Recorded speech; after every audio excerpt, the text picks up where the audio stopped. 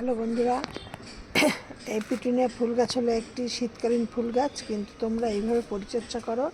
দেখো গরম আমাদের এখানে পুরো গরম পড়ে গেছে, সেই গরমও তোমরা কীভাবে ফুল পাবে। দেখো আমার এই গাছটা এখন কুড়িতে ভর্তি, দেখেছো? কিন্তু এখন এই যে একটা দুটো করে ফুল ফোটা শুরু হয়েছে, এই দেখো কালারটা, ফুল ফোটা শুরু হয়েছে। কিন্তু মানে এইভাবেও কীভাবে গরমে বা বর্ষাকালে তোমরা ফুল পাবে, আমি সেই নিয়ে তোমাদের সাথে আমি ভিডিওটি শেয়ার করছি। দেখো কত গাছটা কত কুড়ি রয়েছে, যখন ফুলটা ফুটবে কমসে কম 1 থেকে 150খানা ফুল ফুটবে, তোমরা শুধু দেখো। আর এই ফেব্রুয়ারি মাসে কি পরিচর্যা করলে তোমরা গরমে বা বর্ষাকালে তোমরা পুরো ফুলটা পাবে, আমি সেই নিয়ে তোমাদের সাথে ভিডিওটি শেয়ার করছি। আমি এইগুলো গত বছর আমি ঠিক মানে করে দেখেছি, দেখে আমি এবছর তোমাদের সাথে আমি শেয়ার করছি। আমি গত বছর গরমে আমাদের গরমে বর্ষাকালে পুরো পিটুনিয়া ফুল গাছে আমার পুরো ছাদ ভর্তি ছিল, দিয়ে আমি সেইটা তোমাদের সাথে শেয়ার করছি। আমি এবারও সেইভাবেই সব কিছু করছি ফেব্রুয়ারি মাসে।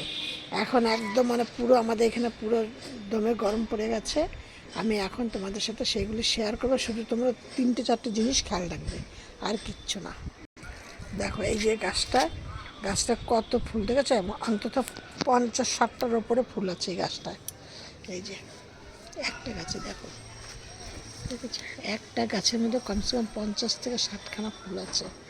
এই যে সাদা ফুলটা, তোমরা বলো তো কতগুলো ফুল আছে। এই যে বেগুনি কালারটা, ঠিক তোমরা এখন তো শীত একদম চলে গেছে, তাহলে আমাদের এখানে এখন শীত কমে যাওয়ার কথা, ফুল কমে যাওয়ার কথা, কিন্তু ফুল আমার আরও বেশি হচ্ছে।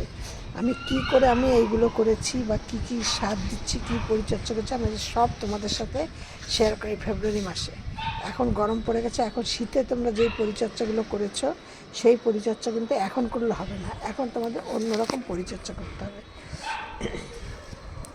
সেইগুলো আমি তোমাদের সাথে সবার আগে পরিচর্যা তোমাদের এইটাই করতে হবে। গাছে যখনই দেখবে তোমরা কোনো শুকনো ফুল আছে, সেই ফুলটাকে এই যে একটা কাঁচি নেবে, এরকম একটা কাঁচি নেবে, কাঁচিটা নিয়ে এই দেখো ঠিক এইভাবে কেটে দেবে।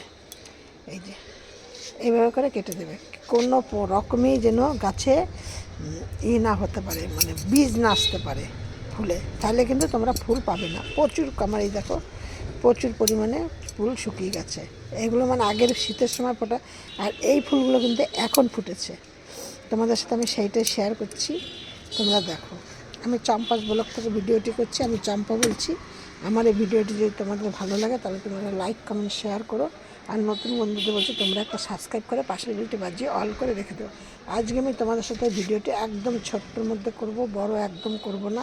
তোমরা ভিডিওটি ধৈর্য নিয়ে প্রথম থেকে শেষ পর্যন্ত দেখবে, দেখে নিয়ে তারপর তোমরাও এইভাবে পরিচর্যা করে তোমরা এরকম ফুল পাবে। এবার আমি তোমাদেরকে বলছি আমি কি কি পরিচর্যা করছি। দেখো এই যে দেখো এই গাছটা বলো তো, কুড়িটা এলে কুড়িগুলো যে এসছে কত ফুল হবে তোমরা বলো। দেখো তোমরা এই সাদা ফুলটা কত বড়, দেখেছো? এইটাও কিন্তু প্রচুর কুড়ি রয়েছে, আমার সব এরকম ধরনের রয়েছে। আমি সব তোমাদের সাথে আজকে আমি শেয়ার করছি, আমি কী দেওয়ার পরে আবার এরকম কুড়ি তোমাদের সাথে আমি এখন শেয়ার করছি। আমি গাছগুলোতে এখন কি সবার প্রথমে তোমাদের দেখালাম যে গাছে কিন্তু কোনো প্রকারে গাছ ফুল শুকাতে দেবে না, ফুল শুকিয়ে যেন গাছে বীজ যেন তৈরি হতে পারে, সেরকম সেই দিকটা সবার প্রথমে তোমার খেয়াল রাখতে হবে তোমাদের। দ্বিতীয়বার তোমাদের খেয়াল রাখতে হবে কি, প্রচুর করে যাচ্ছে। দ্বিতীয়বার তোমাদের খেয়াল রাখতে হবে কি, গাছের গোড়া যেন কোনো রকম শুকিয়ে না যায়। এখন অতিরিক্ত গরম, এতে যদি গাছের গোড়া শুকিয়ে, তাহলে কিন্তু তোমাদের এখন ফুল কিন্তু একদমই হবে না। তবে কিন্তু ছোট ছোট ফুল হবে না বলতে ছোট ফুল হবে। এই জন্য তোমাদের আগে খেয়াল রাখতে হবে গাছের গোড়া যেন কোনো প্রকারে যেন না হয়, হলো গিয়ে শুকিয়ে না যায়, এটা খেয়াল রাখতে হবে। আর একদিন বাদে কি 2 দিন বাদে গাছকে এখন স্প্রে করতে হবে। স্প্রে করলে কি হবে, তোমরা প্লেন সাদা জল দিয়ে স্প্রে করো, কোনো ক্ষতি নেই। বা সামান্য একটুখানি ভিনিগার দিয়ে 1 লিটার জলের মধ্যে হাফ ml ভিনিগার নিলে দিয়ে করলে কোনো সমস্যা নেই। কিংবা কাকা দিয়ে যেইটা ফাঙ্গিসাইড বা হলুদ দিয়ে বা অ্যালোভেরা জেল দিয়ে, যা দিয়ে হোক তোমরা প্রতিদিন মানে একদিন দুদিন বাদে বাদে গাছকে স্প্রে করতে হবে।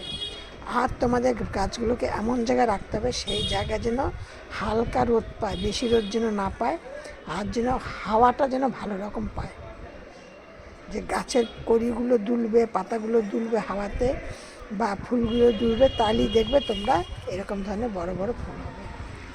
আর কোনো কিছু তোমাদের এই দিকটা খেয়াল রাখতে হবে, গাছকে গোড়া ভিজিয়ে রাখতে হবে, মাটিটাকে, গাছকে একদিন দুদিন অন্তর অন্তর স্প্রে করতে হবে।